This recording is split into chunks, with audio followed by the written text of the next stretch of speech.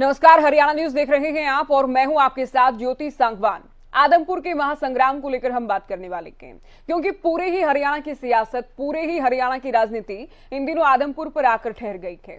जी हां, आदमपुर उपचुनाव से राजनीतिक पारा हाई है। बीजेपी ने भव्य बिश्नोई को उपचुनाव के लिए अपना उम्मीदवार घोषित कर दिया है। राजनीतिक बयानबाजी भी काफी तेज हो गई है। कुलदीप बिश्नोई और भव्य बिश्नोई ने बीजेपी हाईकमान का आभार टिकट दिए जाने को लेकर जताया है। वहीं नेता प्रतिपक्ष भूपेंद्र हुड्डा की बात करें तो हुड्डा ने आदमपुर को एक बार फिर से कांग्रेस का किला बता दिया है, कांग्रेस का गढ़ बताया गया है, कांग्रेस उम्मीदवार की जीत का दावा किया गया है। तो कुलदीप बिश्नोई ने हुड्डा को आदमपुर से चुनाव लड़ने की चुनौती दे डाली है। आदमपुर के महासंग्राम में आज चर्चा उम्मीदवारों को लेकर, आज चर्चा आदमपुर के मुद्दों को लेकर, आदमपुर पर सभी दलों की दावेदारी को लेकर हम चर्चा करेंगे। पहले ये रिपोर्ट आप देखें।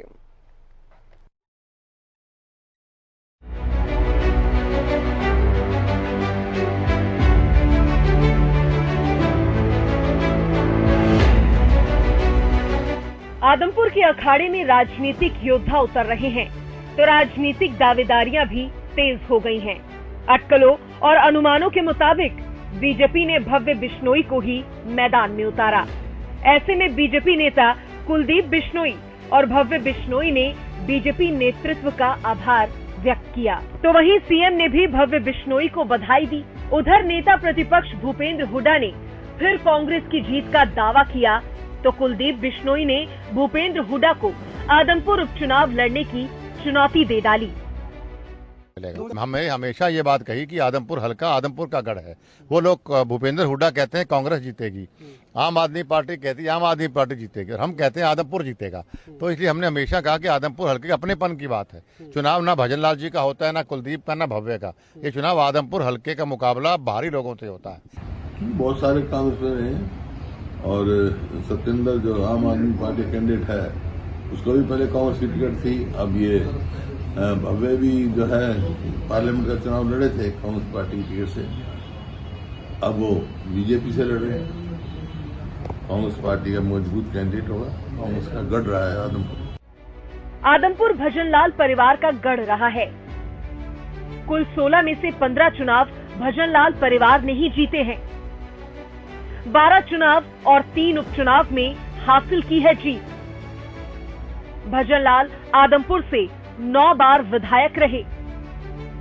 4 बार कुलदीप बिश्नोई ने हासिल की जीत। 1 बार जसमा देवी रही विधायक।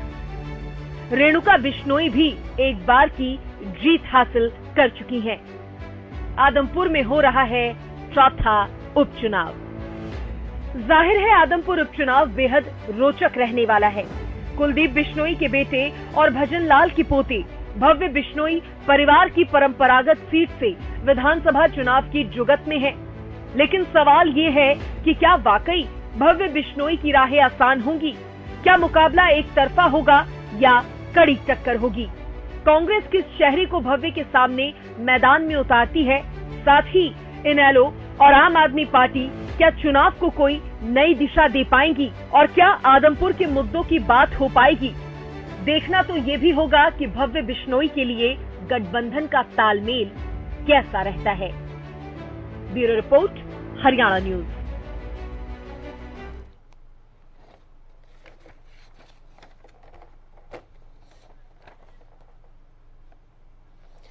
तो आदमपुर के महासंग्राम में आज सवाल बहुत सारे हैं जिनके जवाब हम लेंगे। खास पैनल हमारे साथ इस वक्त जुड़ चुका है, उनका परिचय आपसे करा दें। बीजेपी से प्रवक्ता हमारे साथ विधु रावल जी हैं, स्वागत है आपका चर्चा में। कांग्रेस से प्रवक्ता हमारे साथ जुड़ गए हैं रविंद्र रावल जी, आपका भी बहुत स्वागत। इनेलो प्रवक्ता रजवंत डहीनवाल हमारे साथ हैं, स्वागत है चर्चा में आपका। जेजेपी प्रवक्ता मनदीप बिश्नोई जी जुड़े हैं, आपका भी बहुत स्वागत। और संदीप चौधरी राजनीतिक विश्लेषक हमारे साथ हैं, आपका भी बहुत स्वागत है चर्चा में। विधु रावल जी, सबसे पहले शुरुआत बीजेपी से करेंगे, और ये शुरुआत इसलिए चूंकि आप लोगों ने आज नाम का ऐलान कर दिया भव्य बिश्नोई। आप हमें बताएं कि आखिरकार भव्य बिश्नोई ही क्यों? क्या पहले कमिटमेंट हो गई थी इसलिए? कुलदीप बिश्नोई चाहते थे इसलिए? बार बार चूंकि वो कहते रहे कि आदमपुर की जनता ये चाहती है कि भव्य बिश्नोई चुनाव लड़े, तो क्या कुछ कारण रहा कि बीजेपी ने भव्य बिश्नोई को ही चुना? ज्योति जी, आपको नमस्कार और आपके माध्यम से सभी हमारे पैनलिस्ट साथियों को नमस्कार और आपके सभी हरियाणा न्यूज के दर्शकों को नमस्कार।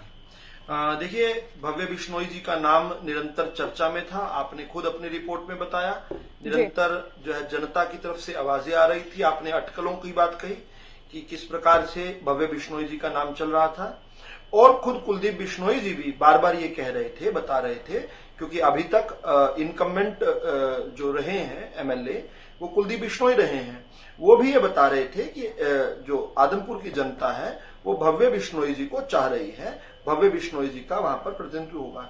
तो हर सोर्स जो है, चहुं ओर से जो आवाजें आ रही थी वो यही आ रही थी कि भव्य बिश्नोई जी को भारतीय जनता पार्टी का टिकट देकर भारतीय जनता पार्टी की विकास की बयार जो पूरे देश में चल रही है, हरियाणा प्रदेश में चल रही है, भारतीय जनता पार्टी का जो राष्ट्रवादी महान विचार जो है, जो पूरे देश में चल रहा है, हरियाणा में चल रहा है, वो आदमपुर में भी भव्य बिश्नोई जी के माध्यम से उसको आगे बढ़ाया जाए।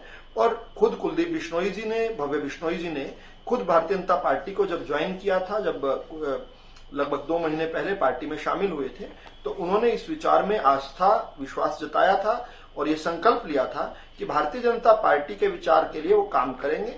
हम निस्वार्थ भाव से पार्टी में जुड़े हैं, किसी प्रकार का कोई लालच नहीं है। जो भी पार्टी हमारे लायक जिम्मेदारी लगाएगी, ये विचार के लिए काम करते हुए हम जो है परमवे भवन ने तुम्हें तत्स्वराष्ट्रम का विचार जो है उसको आगे बढ़ाने का काम करेंगे।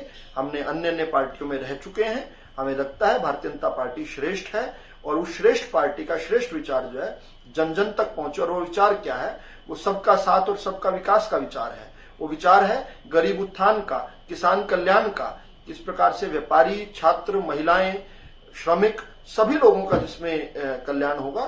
तो ऐसा एक जो विचार है, एक महान विचार जो है, उस विचार को एकात्म मानववाद आगे बढ़ेंगे। रविंद्र रावल जी, चाहे अंत्योदय की बात करें, उस विचार को आगे बढ़ाने के लिए हम रविंद्र रावल जी उस विचार को आगे लेकर जाएंगे। स्वर्गीय भजनलाल के पोते और कुलदीप बिश्नोई के बेटे भव्य बिश्नोई के खिलाफ चुनाव जीतने या चुनाव जीतने जैसी स्थिति में आने या टक्कर दे पाने की स्थिति में कोई चेहरा, कोई नाम, कोई उम्मीदवार है कांग्रेस पार्टी के पास?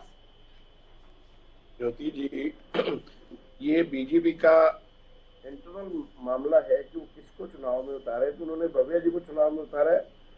स्वागत है, कोई भी चुनाव लड़ सकता है। हमें इस बात से फर्क नहीं पड़ता, हमारी पार्टी को इस बात से फर्क नहीं पड़ता कि सामने कौन है। हमारी पार्टी, अभी कल ही हमारी प्रदेश अध्यक्ष की नेतृत्व में, माननीय हुड्डा जी के नेतृत्व में मीटिंग हुई पार्टी की, और वहाँ इस पे बड़ा गहरा मंथन हुआ, विचार विमर्श हुआ, और हम समय अनुसार एक अच्छा सशक्त उम्मीदवार लेके आएंगे। जैसा आज हुड्डा जी ने आपके कहीं दिल्ली में बयान देते हुए भी कहा कि कांग्रेस का गढ़ रहा है, कांग्रेस की सीट रही है और कांग्रेस का उम्मीदवार ये सीट से जीतेगा। जहां तक हमारे उम्मीदवार की बात है, मंथन के बाद, हाईकमांड के साथ चर्चा के बाद, हमारी हाईकमांड इस पर तुरंत एक दो दिन में निर्णय लेगी और एक सशक्त उम्मीदवार लाया जाएगा और कांग्रेस पार्टी इस उपचुनाव को जीतेगी।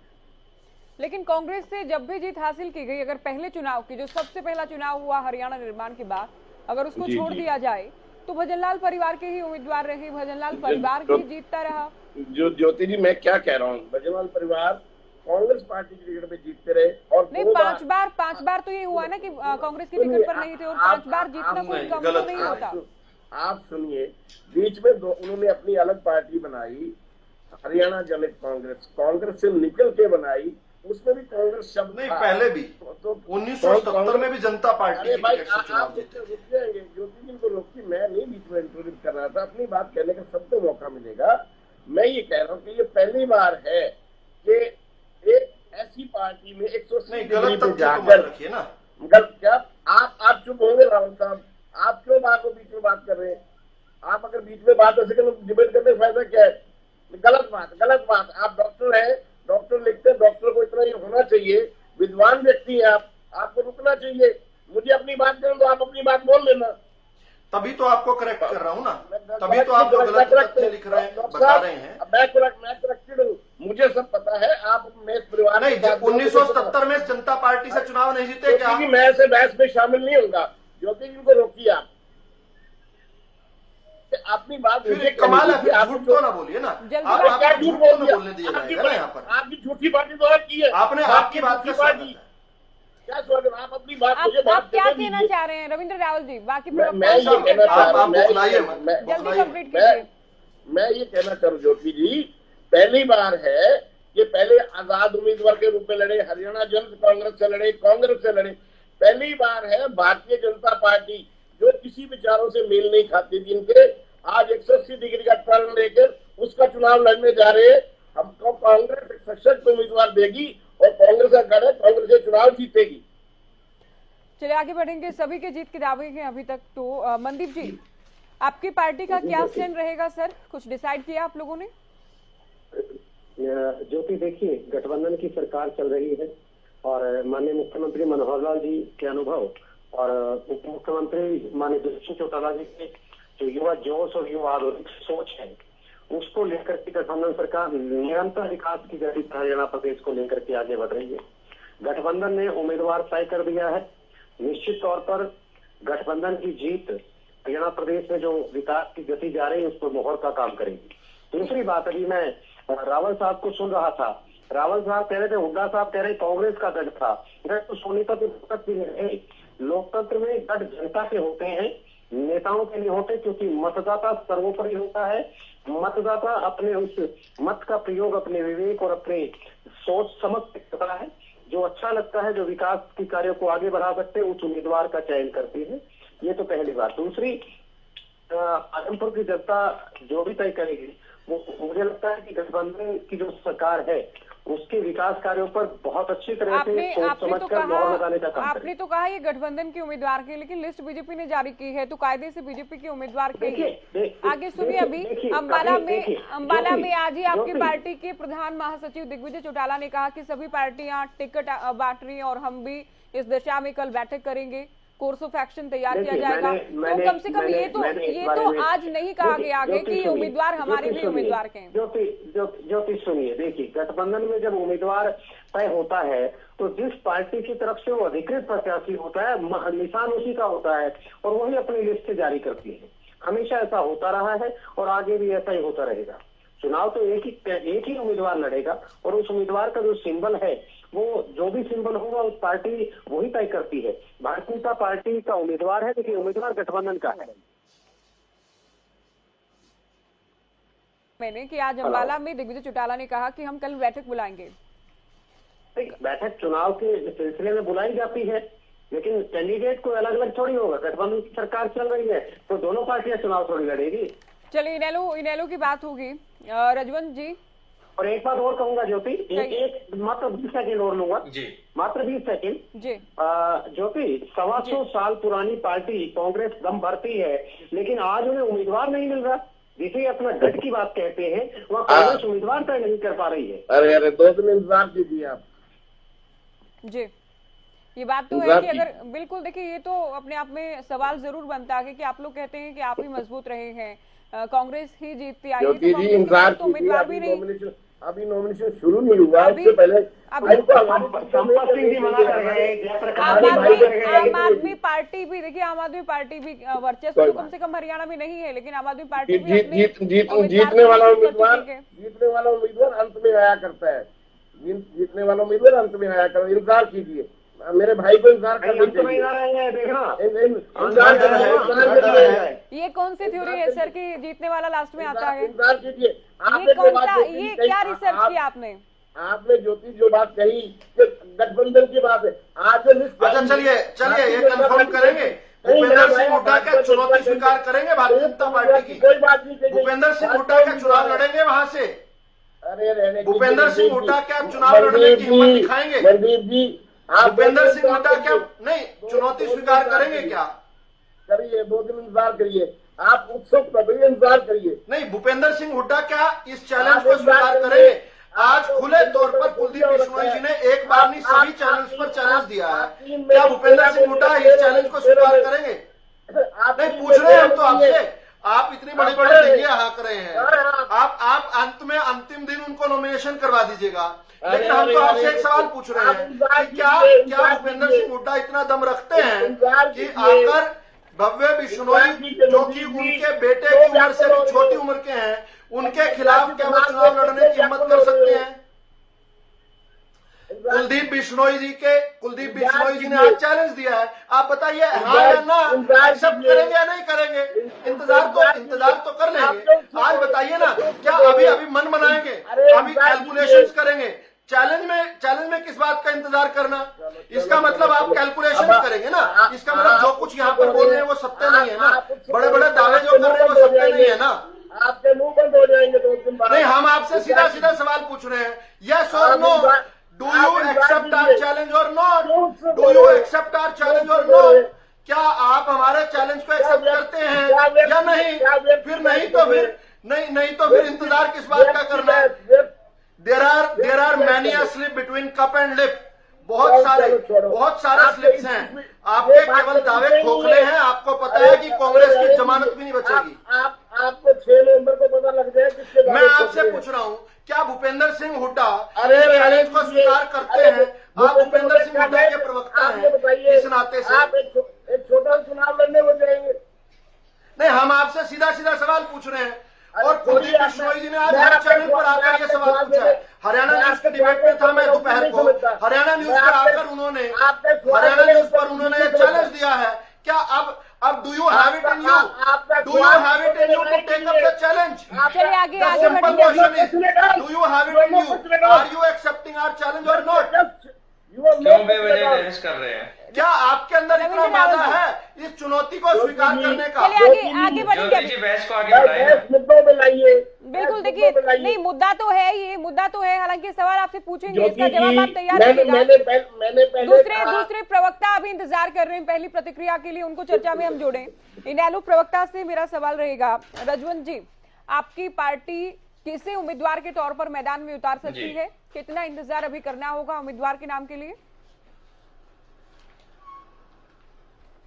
जी देखिए ज्योति जी, एक ये चुनाव आया है, आदमपुर का उपचुनाव जो आया है, वैसे तो असल में इस चुनाव की कोई जरूरत नहीं थी या कोई ऐसी बड़ी वजह नहीं थी जिसको देखकर ये कहा जाए कि ये चुनाव होना चाहिए था। ये जनता को एक बेवजह के खर्चे के, जनता के जो टैक्स की कमाई थी उसको बेवजह और बर्बाद करने का काम किया है। लेकिन चलो कोई बात नहीं, एक राजनेता थे जिनकी एक इच्छा थी कि वो सीएम बने और सीएम नहीं बन पाए तो उनकी इच्छा ये रही कि प्रदेश अध्यक्ष बने, और प्रदेश अध्यक्ष, एक मिनट मेरी सुन लीजिए, और प्रदेश अध्यक्ष भी नहीं बन पाए। भाई साहब एक बार सुन लीजिए ना, मैंने आपकी बात सुनी है ना, फिर आपसे भी बात करेंगे। और अगर उनको प्रदेश अध्यक्ष नहीं बन पाए तो शायद उनकी इच्छा ये सोची कि चलो अब कहीं पर भी कुछ भी नहीं मिल पा रहा तो भारतीय जनता पार्टी ज्वाइन कर ली।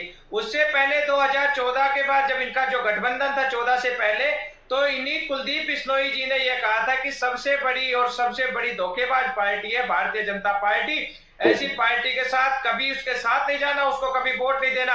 और आज वही कुलदीप बिश्नोई जी भारतीय जनता पार्टी में सिर्फ और सिर्फ अपने बेटे को लॉन्च कराने के लिए और चुनाव में गए।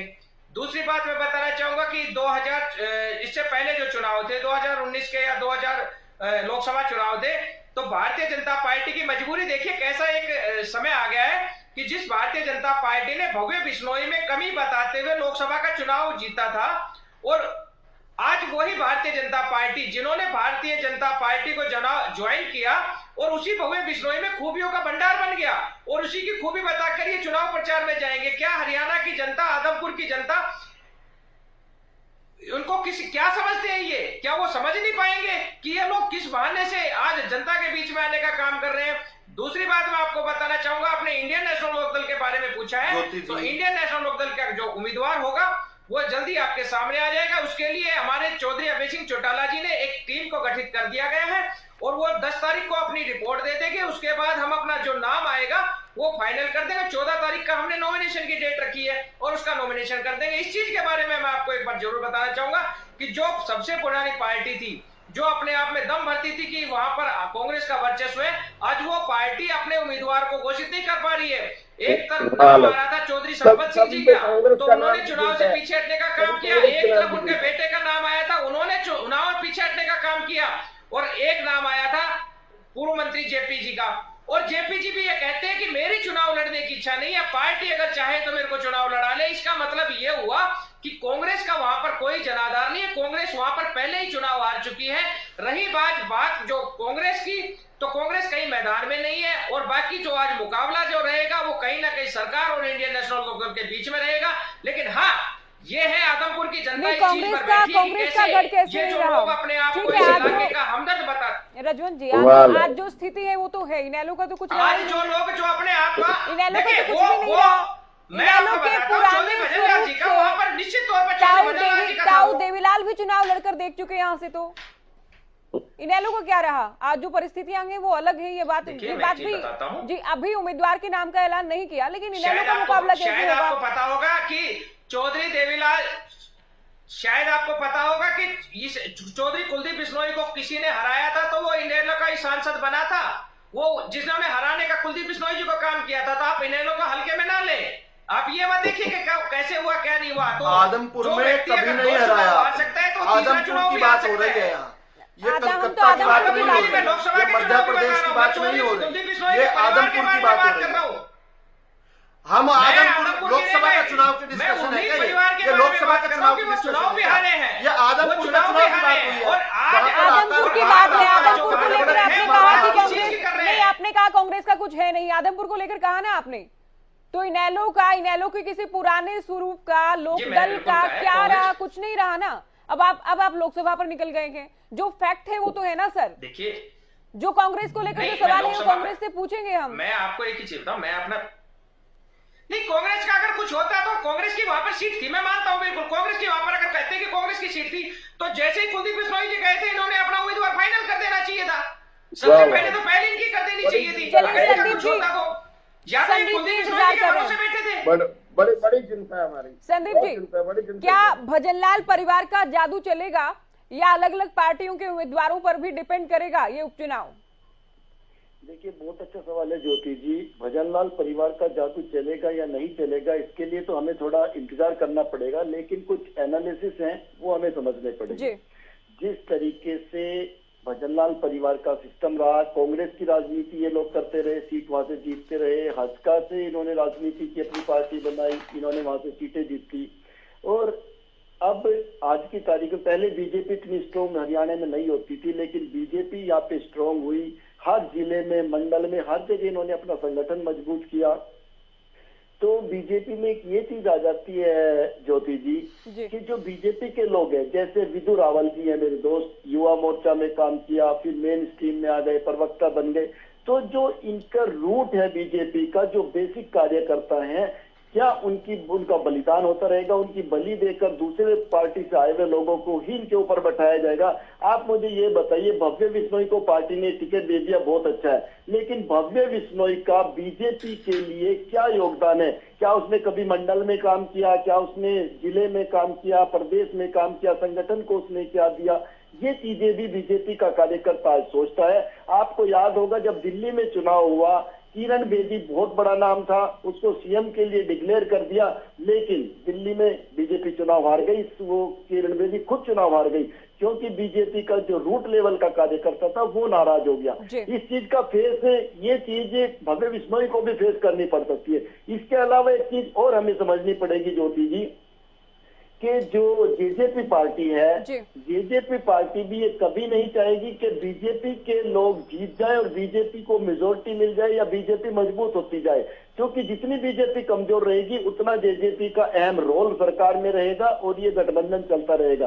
तो कई चीजें हैं, कई कॉम्बिनेशन है, उन सबको हमें सोचना और देखना पड़ेगा। तो इसके लिए थोड़ा वेट करना पड़ेगा और कुलदीप बिश्नोई के भी दिलो दिमाग में कहीं ना कहीं जेजेपी को लेकर एक डर है। बिल्कुल।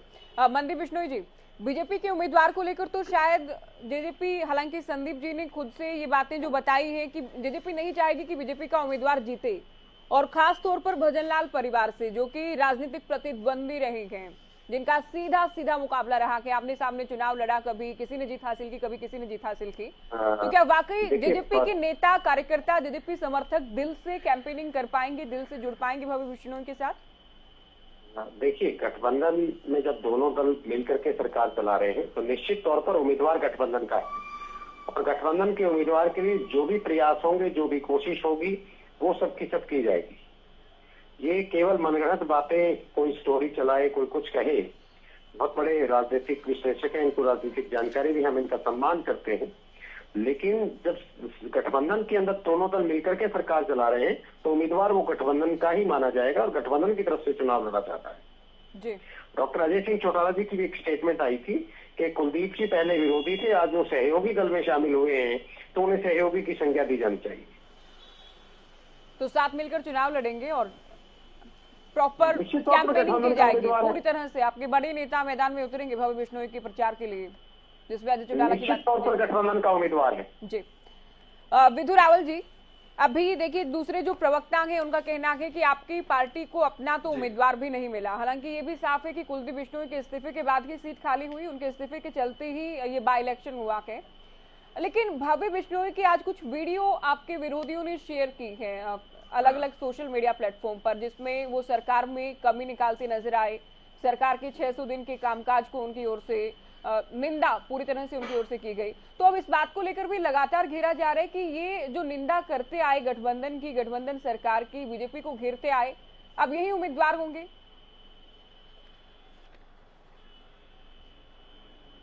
ज्योति जी देखिए, समझना पड़ेगा इस बात को।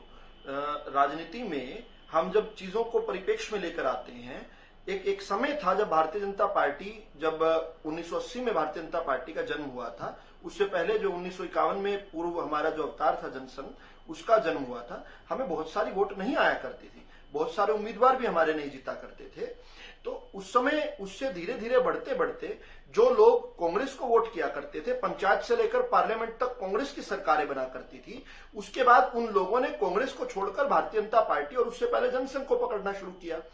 हम 1980 में हम जब चुनाव लड़े तो 84 का जो पहला चुनाव था उसमें केवल हमारी 2 सीट आई थी, कांग्रेस की तो 400 से अधिक सीटें आई थी। अब वहां से आते हुए 400 से 44 का सफर जो कांग्रेस ने तय किया है, तो इस सफर के दौरान बहुत सारे वोटर्स ने कांग्रेस को छोड़कर भारतीय जनता पार्टी में आस्था जताई है। बहुत सारे कांग्रेस के नेताओं ने कांग्रेस को छोड़कर भारतीय जनता पार्टी की रीति नीति और इसके राष्ट्रवादी विचार की तरफ जो है उन्होंने रुझान किया है। तो उस समय जब कांग्रेस में रहा करते थे तो स्वाभाविक सी बात है वो भारतीय जनता पार्टी की तारीफ तो नहीं करते होंगे, गठबंधन सरकार की तारीफ तो नहीं करते होंगे, लेकिन उसका केवल इस प्रकार से उपयोग करना और आज नई नई बातें करना। मेरे पास तो एक और मेरे जो टीम है, मेरी टीम ने मुझे यहाँ पर रणदीप सुरजेवाला का एक बयान पढ़ाया है।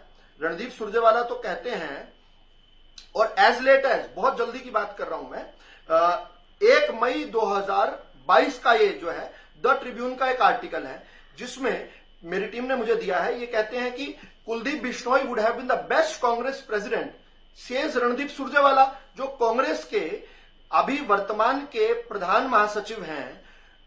वो कहते हैं कि कुलदीप बिश्नोई अगर कांग्रेस के अध्यक्ष बनते तो इनसे अच्छा तो अध्यक्ष आज तक इतिहास में कभी नहीं मिला। ये देखिए, मैं आपकी स्क्रीन की तरफ दे रहा हूं, द ट्रिब्यून का आर्टिकल है ये। तो ऐसा कहना, अब रणदीप सुरजेवाला जी के पास आप अगर माइक लेकर जाएंगे तो मैं निश्चित तौर पर, चाहे वो कितने व्यक्तिगत तौर पर कुलदीप बिश्नोई जी और भव्य बिश्नोई जी को पसंद करते होंगे, लेकिन ये बात वो नहीं दोहराएंगे। इन बातों को केवल इसी परिप्रेक्ष्य में देखना चाहिए। लेकिन अभी जो कांग्रेस के प्रवक्ता साहब ने कही, मैंने 1-2 बातें नोट की हैं। एक तो उन्होंने कहा कांग्रेस का गढ़ है। साहब आप झूठ कह रहे हैं। कांग्रेस को सिर्फ तभी जीत नसीब हुई जब कांग्रेस ने भजनलाल चौधरी, भजनलाल परिवार के किसी सदस्य को चुनाव में उतारा। ये एक ऐतिहासिक सत्य है। पहला चुनाव छोड़ दे, 1967 वाला पहला चुनाव अगर छोड़ दे, मैं तो खुद ही कह रहा हूं, मैं तो खुद ही कह रहा हूं ना जी। तो उसके बाद जो है उस समय एक ऐसा समय था ज्योति जी, जिस समय लोग जो है, लोगों को कांग्रेस के अलावा दूसरी पार्टी दिखती ही नहीं थी। जब से लोग आए, तो जब पहला मौका मिला चौधरी भजनलाल जी को, उन्होंने जनता पार्टी में जो है, जनता पार्टी से चुनाव लड़े 1977 में और कांग्रेस के विरुद्ध लड़े। इंदिरा गांधी जी के जो अत्याचार थे उसके विरुद्ध जो है 1970 में चुनाव लड़कर जीते। और यही नहीं, कांग्रेस में भी वो जीते, हरियाणा जनहित कांग्रेस में भी जीते। और हरियाणा जनहित कांग्रेस के साथ साथ जो है, ये परिवार जो है वो उस समय कांग्रेस के विरुद्ध लड़ रहा था और भारतीय जनता पार्टी के समर्थन से लड़ रहा था। तो ये कहना कि भाजपा के विचार के साथ नहीं, ये भी झूठ है। दूसरी, उन्होंने, मैं इनेलो वाले अपने साथी की बात सुन रहा था, बहुत अच्छे प्रवक्ता है रजवंत जी, उन्होंने कहा चुनाव की तो जरूरत ही नहीं थी, पैसे की बर्बादी। मैं इंतजार कर रहा था कि वो एलनाबाद में जो पार्टी के सुप्रीमो, जो अपनी मार्जिन को भी आधा करवा गए, छाती पर हाथ मारकर गए थे और फिर चुनाव लड़ने आए तो मार्जिन भी आधा रह गया। हमने ऐतिहासिक प्रदर्शन जहां इलाहाबाद में किया, मुझे लगा उसको भी कहते हैं कि वो भी चुनाव की बर्बादी हुई। तो अब ये एक ही हाथ में दोनों लड्डू रखना तो अच्छी बात नहीं ना। तो मीठा मीठा का कड़वा कड़वा तू जनता को इतना आप भूला मत रावल जी, समझिए। इसके लिए तो कहेंगे ना कि हमने तो किसानों के लिए बलिदान दिया था। कुलदीप बिश्नोई तो अपनी राजनीतिक महत्वाकांक्षाओं के चलते ये इलेक्शन बाय इलेक्शन लेकर आए नहीं, हैं। किसानों के लिए कैसे था? एक बात समझिए, नहीं ना ज्योति जी मैं जवाब दे दूं, बीच में कर दो। स्वाभाविक राहुल जी, आपने काफी बातें कही, नहीं, आप जवाब दीजिए। नहीं, एक बार अपने नहीं भाई साहब, राहुल जी, नहीं भाई, मेरी बात छोटी सी बात ऐड कर देता हूं, फिर रावल जी मेरी बात पूरी होने दीजिए। रजवंत जी आप अपने समय में दीजिएगा ना, एक दो और आपकी बातें एक साथ जवाब देना। मैं एक दो और बातें आपकी कहने वाला हूं, मैंने नोट की हैं एक दो बातें, वो उसके बाद आप जवाब देना। अच्छा, तो मेरा ये कहना है किसानों के लिए कैसे, उन्होंने कहा जब तक बिल वापस नहीं तब तक इस्तीफा वापस नहीं लूंगा, तब तक चुनाव नहीं लड़ूंगा। बिल तो जाकर 19 नवंबर को वापस हुआ, 1 सितंबर को वो आकर उन्होंने घोषणा कर दी कि मैं उम्मीदवार होने वाला हूं। तो ये कैसे दोनों बातें? एक बात, एक इन्होंने कहा कि सिर्फ और सिर्फ भव्य बिश्नोई को लॉन्च करने के लिए भाजपा में आए। अब ये तो एक एडमिशन मान लेंगे, इनेलो के आधिकारिक प्रवक्ता कह रहे हैं। एक मिनट सुनिए, अगली ज्योति जी मुझे जवाब देना ज्योति जी जल्दी से जवाब नहीं, अभी थोड़ा बैलेंस करके चलना होगा ना। जवाब अगले टर्म में, अगली बात थोड़ा बैलेंस करके चलना होगा ना। टर्म में आपके अलावा भी 4 प्रवक्ता हैं सर, वो भी इंतजार कर रहे हैं। अभी थोड़ा बैलेंस करके चलना होगा। मुझे 10 सेकंड दीजिए, मुझे 10 सेकंड दीजिए, इतनी देर में तो जवाब दे दूंगा। अगली टर्म में अगले टर्म का जवाब दूंगा, 10 सेकंड दीजिए। अच्छा, तो ये तो एक एडमिशन है ना कि लॉन्च करने के लिए सबसे बेहतर जो पार्टी है, जनता जिससे सबसे ज्यादा प्यार करती है, वो भारतीय जनता पार्टी है। सब अपने अगर उनकी बात को ये ठीक मान लिया जाए। एक वो कहते हैं कि भव्य जी की कमी बताकर लोकसभा का चुनाव लड़ा। अरे साहब, हमने तो पॉजिटिव चलिए, आपके 10 सेकंड भी पूरे हुए। रजवंत जी बहुत जल्दी आपकी प्रतिक्रिया, मोदी जी के काम पर किया था। आप जल्दी काउंटर कीजिए, फिर आगे बढ़ेंगे। इलाहाबाद को लेकर जो कहा उसका जवाब बहुत जल्दी। मैं एक ही चीज कह रहा था, मैं वही दे देता हूं। इलाहाबाद का चुनाव था, चौधरी अभय सिंह चौटाला ने पहले ये कहा था कि किसानों का जो आंदोलन चल रहा है उसको मजबूती देने के लिए उन्होंने अपना इस्तीफा दिया, और बात बिल्कुल वो की वो थी। लेकिन मैं आज चौधरी कुलदीप बिश्नोई जी के बारे में सिर्फ इतना कह रहा हूं कि अगर ये किसानों के लिए, अगर किसी और वर्ग के लिए, अगर बेरोजगारों के लिए, अगर जनता के हित के लिए अगर कहीं ये अपना इस्तीफा देते तो हम इनका सहर्ष स्वीकार करते हैं, हम इनका सपोर्ट करते हैं, आदमपुर की जनता के लिए आज इन्होंने इस्तीफा दिया तो सिर्फ इस वजह से कांग्रेस ने आदमपुर की जनता के लिए नहीं बनाया। लेकिन आज एक मिनट इनकी भी बात मैं आदमपुर की जनता के लिए, एक मिनट, आदमपुर की जनता के लिए प्रदेश 26 वर्ष हो गए आदमपुर की जनता के पक्ष में रहते हुए। क्या कांग्रेस की बजाय भारतीय जनता पार्टी इनको 1996 के बाद से लगातार अगर प्रदेश अध्यक्ष नहीं बना सकती तो फिर ये यहाँ पर क्या लेने के लिए गए हैं? ये अपने अरे साहब, प्रदेश के लिए टिकट तो के लिए दूसरा हमारी कोई मांग नहीं है। आपके यहाँ होता होगा, यहाँ हम सौदेबाजी नहीं करते। विदु जी ऐसा नहीं करते हैं। देखिए, दूसरी बात अभी भाई जेजेपी के प्रवक्ता ने बात कह रहे थे, आदमपुर की जनता के लिए उन्होंने बलिदान दिया। ये सवाल आदमपुर की पूछेंगे, जनता तो चाह ही नहीं रही थी कि इस्तीफा दिया जाए। जनता को क्या मिला? आदमपुर की जनता चाह ही नहीं रही थी। आदमपुर की जनता को क्या मिलेगा, इससे भी हम आदमपुर की, मैं वही तो चीज पूछ रहा हूँ कि आदमपुर की जनता को क्या, अगर विकास सत्ता में हिस्सेदारी मिल रही है, अगर विकास नहीं हुआ तो इतने लंबे समय से अगर कोई विधायक हुआ है, कोई परिवार वापस हिस्सेदारी मिल रही है, और अगर फिर भी विकास नहीं हुआ तो उस परिवार की सबसे बड़ी यहाँ पे कमजोरी है। विपक्ष छोड़कर सत्ता में 26 साल बाद हिस्सेदारी मिल रही है। 26 साल बाद आदमपुर की जनता को सरकार तो ये कहती है ना, आप पूछ रहे हैं क्या मिला? सरकार तो ये कहती है ना कि हम तो जहाँ विपक्ष के विधायक हैं वहाँ भी समान विकास करवाते हैं, समान विकास कराए हैं। सरकार तो ये कहती है विपक्ष के विधायक को सरकारी कार्यक्रमों में शामिल नहीं होते थे। किसकी कमी है?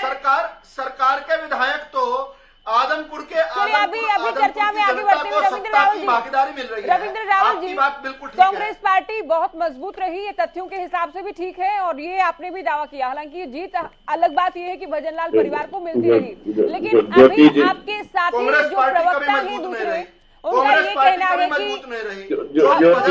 कहना है कि संपत सिंह भी इनकार कर रहे हैं, उनके बेटे भी इनकार कर चुके हैं, पूर्व केंद्रीय मंत्री जेपी भी खुद से तो कम से कम इलेक्शन नहीं लड़ना चाहते। ज्योति जी, मैं तब बहस में आगे बढ़ पाऊंगा अगर आप बीजेपी के प्रवक्ता मेरे भाई विदु रावल को चुप कराएंगे तो।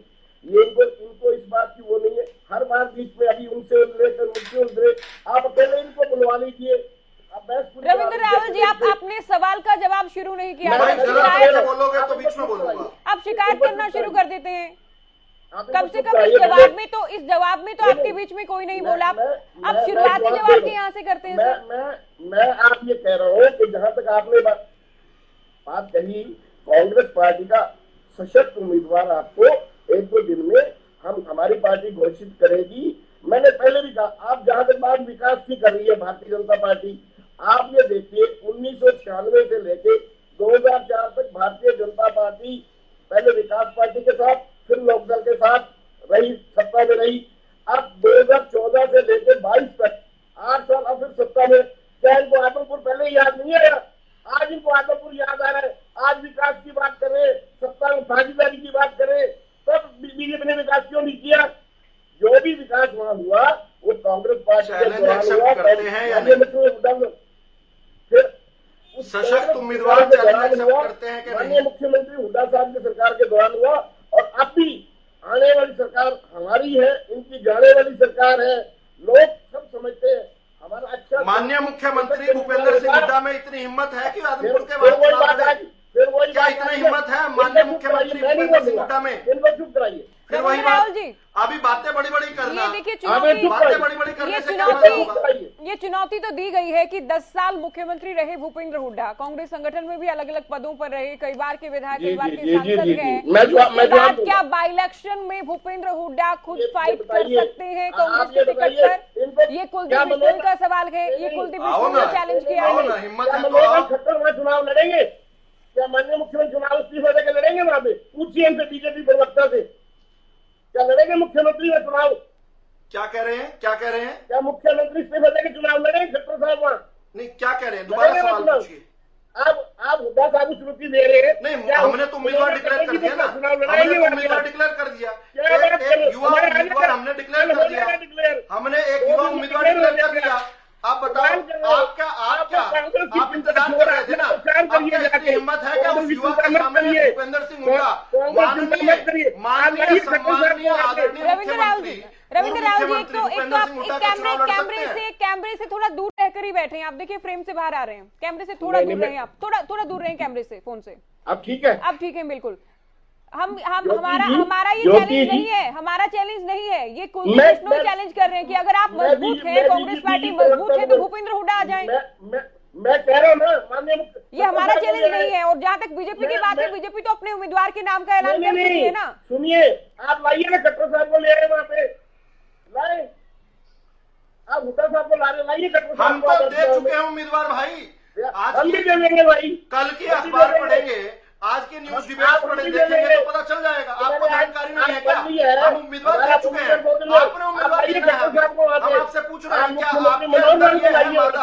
Do you have it in you to take up our challenge? Yes or no? आप नाम के डॉक्टर हैं, आप बात के डॉक्टर, नाम के डॉक्टर हैं। चलिए मनदीप बिश्नोई जी, आप क्या मानते हैं? बहानेबाजी कर रहे हो, क्या भव्य बिश्नोई की जमानत नहीं बचेगी? क्या भव्य? अरे अभी तो रुकिए, आप दोनों रुकिए अभी, राहुल जी। मनदीप बिश्नोई जी, क्या भव्य बिश्नोई की स्वीकार्यता होगी? चूंकि लोकसभा चुनाव की हम बात करें, मुकाबले में भी नहीं थे। आदमपुर वो जगह जहां पर पूरे परिवार का गढ़ रहा है, किला है, मजबूत रहा है, परंपरागत सीट है, लेकिन उसके बावजूद भी लोकसभा चुनाव में आदमपुर से लीड भी नहीं मिल पाई थी, जिसके बाद कुलदीप बिश्नोई भावुक नजर आए थे, लोगों के बीच गए थे। ज्योति, बात भव्य बिश्नोई की नहीं है, बात गठबंधन सरकार के कार्यों पर मोहर लगने की है। ये उपचुनाव है और सरकार को 3 साल से ज्यादा का समय बीत चुका है, और 3 साल के समय बीतने के बाद चुनाव हो रहा है। उसके बाद अगर सरकार यहाँ जीतती है, जिसकी संभावनाएं 100% नजर आ रही है, बात उम्मीदवार के नाम की नहीं है, बात गठबंधन सरकार के उम्मीदवार की। और निश्चित तौर पर यहाँ आपको विकास की जो बात है उसके लिए तो विरोधी कहते हैं ना, बार बार जब हम इस टॉपिक को लेकर बात करते हैं। 2 चुनाव हो चुके हैं, 2 चुनाव तो हो चुके हैं ना, हर साल, लगभग हर साल बाई इलेक्शन में गए हैं आप लोग जी। इन विरोधियों की बात पर मैं कह रहा हूं कि जो पार्टी अपने आप को ये कहती है, जिसके शीर्ष नेतृत्व ये कहता है कि हमारा गढ़ है, कांग्रेस का गढ़ है, अब तक वो अपना उम्मीदवार पे नहीं कर पा रहे हैं। पूर्व मंत्री है, वरिष्ठ नेता है, वो मना कर चुके हैं। पूर्व केंद्रीय मंत्री जयप्रकाश जो यहाँ से बड़ा कड़ा मुकाबला यहाँ पर करके गए हैं, वो मना कर चुके हैं और कोई उम्मीदवार इन्हें नजर नहीं आ रहा है। मुझे लगता है कि यहाँ पे कोई कैंडिडेट इनको मिल नहीं रहा है। बड़ी बड़ी दावे करने वाले लोग जिन्हें रोहतक और सोनीपत की जनता धूल चटा चुकी है, कहीं भी इनकी स्वीकार्यता नहीं है। आज उम्मीदवार ढूंढने के लिए इतनी बातें करती है। हमारी चिंता करने की आवश्यकता नहीं है राहुल साहब। गठबंधन की सरकार बड़ी मजबूती से काम कर रही है, बड़ी मजबूती से काम कर रही है। एक एक चीज ध्यान से रखते हुए और पूरे प्रदेश के अंदर जिस इलाके को आप अपना गढ़ मानते हो, 10 साल राज करने के बाद भी आप सोनीपत के अंदर कोई इंडस्ट्री स्थापित नहीं कर पाए। आज युवा उप मुख्यमंत्री दुष्यंत चौटाला एक मारुति का बहुत बड़ा प्रोजेक्ट स्थापित होने जा रहा है। वहाँ के युवाओं को रोजगार मिलेगा, वहाँ की जनता नजर आएगा। अरे सर, आप तो लोकसभा चुनाव में ही वहीं पे अटके हैं अभी। उसके बाद तो विधानसभा में भी कांग्रेस ने अच्छा प्रदर्शन किया, वहाँ पर बड़ौदा में भी कांग्रेस ने जीत हासिल की। ज्योति जी कांग्रेस का और जहाँ तक बात तीन साल की है उपचुनाव की है, तो जेजेपी के हिस्से क्या थे? हिसार जिले में अरे विष्णु जी, 7 विधानसभा क्षेत्र है। जेजेपी के हिस्से क्या है? मैं विधानसभा में आ जाता हूँ, ज्योति विधानसभा पे आ जाता हूँ। तीन बाई इलेक्शन, तीनों में आप लोगों का उम्मीदवार नहीं है। देखिए ज्योति, अकेले कांग्रेस को राजी करने से तो काम नहीं चलेगा ना। ज्योति मेरी बात सुनिए, मैं 20 सेकंड में अपनी बात कर दूंगा। हिसार जिले के अंदर 7 विधानसभा क्षेत्र है, मात्र 1 सीट पर कांग्रेस विजयी हुई और बाकी 1 सीट के ऊपर वो बेमुश्किल अपनी जमानत बचा पाई। बाकी जगह जिनके 5-5 4-4 हजार वोट आए थे, ये हिसार जिले की स्थिति है। 1 विधायक बना, वो भी आज भारतीय जनता पार्टी में शामिल हो गया है। इनके पास तो हिसार जिले में कुछ है ही नहीं, कुछ बचा ही नहीं है। चलिए ठीक है, आगे सीटों पर जहां बेमुश्किल 1 सीट हिसार की बात, आप सोनीपत, आपने सोनीपत की बात की थी। मैं आपसे ये कह रही हूँ कि 3 बाई इलेक्शन, तीनों में बीजेपी का उम्मीदवार, आप गठबंधन की मर्यादा, अरे सर आप गठबंधन की मर्यादा निभाते रहेंगे क्या? साथ साथ कैंपेनिंग ही करते रहेंगे? देखिए निश्चित आपके कार्यकर्ता कैसे समझे इस बात को? मर्यादा निभाना सबका धर्म और फर्ज है, धर्म और फर्ज भी है। संदीप जी, क्या कोई जातीय समीकरण? मैं एक छोटा सा क्वेश्चन कर लूं बहुत जल्दी फिर। जी, मैं सिर्फ इतना चीज पूछना चाहूंगा, जो जेजेपी के जो प्रवक्ता हैं, सिर्फ इतना पूछना चाहूंगा कि गठबंधन का अगर धर्म निभा रहे हैं तो कम से कम जब उम्मीदवार अगर फाइनल किया जाए तो गठबंधन के सभी साथी वहां पर होने चाहिए। ये तो पूछा भी नहीं गया, ये तो बेवजह इसमें से खुश हो रहे हैं। 3 चुनाव में, 3 चुनाव में इन्होंने जय बोलने के अलावा कोई काम नहीं किया। ये कैसी बात नहीं, हम चिंता नहीं कर रहे, मैं तो सिर्फ एक ही चीज कह रहा हूँ, 3 चुनाव में, तीनों चुनाव में आपने जय बोली है। अब आप ये चीज कह दें और ये एक चीज और बता देता हूँ, इस चुनाव में जेजेपी किसी भी हाल में डॉक्टर अजय भारतीय जनता पार्टी का विधायक को सपोर्ट नहीं करेगी। क्योंकि कहीं ना कहीं अगर वो चुनाव जीतते हैं तो इससे जेजेपी का जो सफाया है, आप बोलते रहिए, बता देता हूँ। अभी आज निर्दलीय विधायकों की जो बैठक, एक मिनट मनदीप जी, एक मिनट मेरी सुन लीजिए, फिर आप करते रहना, मेरी सुन लीजिए, फिर उसके बाद बता देना। जब निर्दलीय विधायकों के साथ जब बीजेपी प्रभारी की बैठक हुई है तो उन्होंने स्पष्ट तौर पे कहा है कि जेजेपी के साथ गठबंधन तोड़ दीजिए, हम आपके साथ हैं। 7 विधायक वो 40 बीजेपी के, और कहते हैं कि अगर एक विधायक कुलदीप बिश्नोई जी का अगर बेटा जीत जाता है तो 48 हो जाएगा, हमें जेजेपी की जरूरत नहीं है। आज जेजेपी जबरदस्ती छुलग्गू बन के भारतीय जनता पार्टी के खिलाफ बैठी है। जवाब भी दे देता हूँ, इस बात का जवाब भी दे देता हूँ। आप लोग वो हैं, एक भूपेंद्र सिंह हुड्डा जी का गुट है, एक आप लोगों का गुट है। वो दोनों के दोनों हर रोज रात को गठबंधन को तोड़ करके सोते हैं और सुबह गठबंधन और मजबूती के साथ आपको नजर आता है। आप लोगों की नींद नहीं हुई है, आप लोग अपने संगठन की तरफ ध्यान नहीं दे पा रहे हैं। आप लोगों को सोते जागते युवा आधुनिक उप मुख्यमंत्री दुष्यंत चौटाला आपके सपनों में भी नजर आता है। दुष्यंत चौटाला जी आपके सपनों में नजर आते हैं। युवा की सोच है, युवा की आधुनिक विकास की सोच है। यही कारण है कि आप हर रोज जब भी आपके नेता भाषणों की शुरुआत करते हैं तो वो गठबंधन से शुरुआत करते हैं, वो जननायक जनता पार्टी से शुरुआत करते हैं, दुष्यंत चौटाला जी से शुरुआत करते हैं। यही कारण है कि दुष्यंत चौटाला जी की जो विकासशील सोच है वो आपको ना सोने देती है, ना उठने देती है, ना बैठने देती है। संदीप जी, क्या इस बार आपसे कोई वो नहीं है, सिर्फ इतना है कि प्रभारी जी से जो निर्दलीय विधायकों की मुलाकात है उस पर गठबंधन के नेताओं की बात सोचिए, मत छोड़िए। मैं तो कह रहा हूँ कि आप लोगों को सपने में दुष्यंत चौटाला नजर आते हैं। आपने सवाल पूछा, बिश्नोई जी जवाब दे चुके हैं, अब आगे बढ़े। संदीप जी, क्या इस बार कोई जातीय आधार पर या जातीय समीकरणों के आधार पर कोई बड़ा उलटफेर हो सकता है? कोई संभावना ऐसी? देखिए ज्योति जी, जातीय समीकरण तो इस चुनाव में नहीं बैठने वाली है, लेकिन आपको ये चीज देखनी पड़ेगी कि जिस तरीके से जेजेपी का रोल रहने वाला है, जेजेपी के प्रवक्ता भी काफी जोर लगा रहे हैं।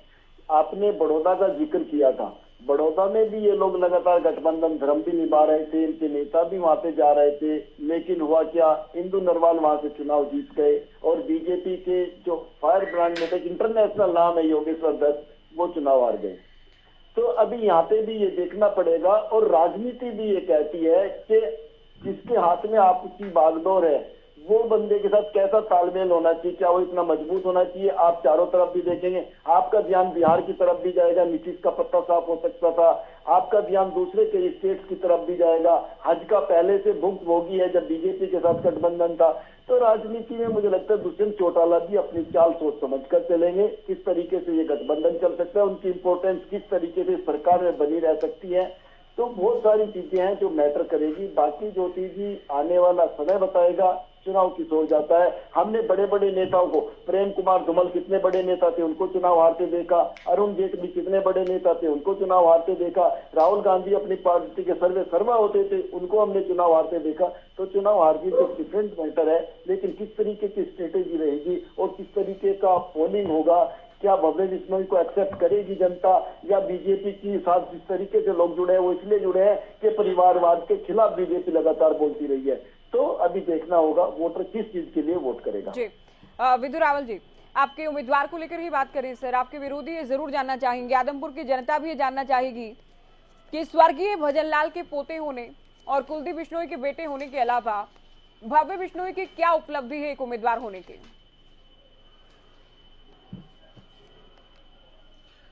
भव्य बिश्नोई की वो उपलब्धि है जो कांग्रेस के किसी सांसद की, कांग्रेस के किसी विधायक की, इंडियन नेशनल लोकदल के एकमात्र विधायक की, उनके परिवार में किसी की नहीं है।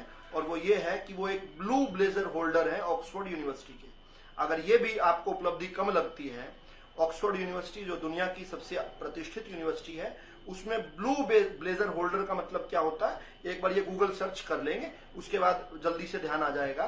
क्या ये टिकट आवंटन के लिए क्या ये कोई क्राइटेरिया है क्या? सांसद, कोई विधायक, एक मास लीडर होने के लिए, एक जननेता होने के लिए, एक अच्छे उम्मीदवार होने के लिए, क्या ये कोई क्राइटेरिया है, कोई बहुत बड़ा फैक्टर है? नहीं तो क्या हुआ, नहीं तो क्या हुआ। देखिए, तो ज्योति जी समझने का विषय है, आपका सवाल बिल्कुल ठीक है, लेकिन this would be one of the factors. इसको भी कंसीडर जरूर किया गया होगा कि एक योग्य व्यक्ति को, एक योग्य युवा को, ये जो पर्वों का समय चल रहा है, ये बीच में बोलते हैं, अरे भाई अपने समय में सवाल पूछना, अपने समय में सवाल पूछना। भी तो मैंने बात करनी है, मेरी बात खत्म होगी उसके बाद सवाल पूछना। तो धैर्य से बात पूरी कीजिए राहुल जी।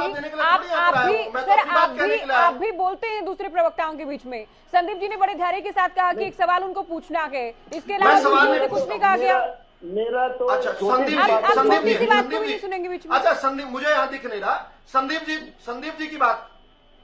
अरे सुनिए तो सही, संदीप जी हैं, मुझे नहीं पता था, मुझे लगा शायद कोई पक्षी बीच में बिना बात के टोका-टाकी कर रहा है। जी बताइए। विदु जी, मेरा तो एक छोटा सा सवाल है कि जो हमारे संघ के स्कूलों से पढ़कर बच्चे आएंगे, जो सरस्वती मंदिर से बच्चे पढ़कर आएंगे, क्या उनको चुनाव लड़ने की इजाजत नहीं होगी? क्या विदेशी जो कॉलेजों से बच्चे पढ़कर के आएंगे, क्या वही सर्वे सर्वा होंगे? वो ज्यादा उनको इम्पोर्टेंस दी जाएगी?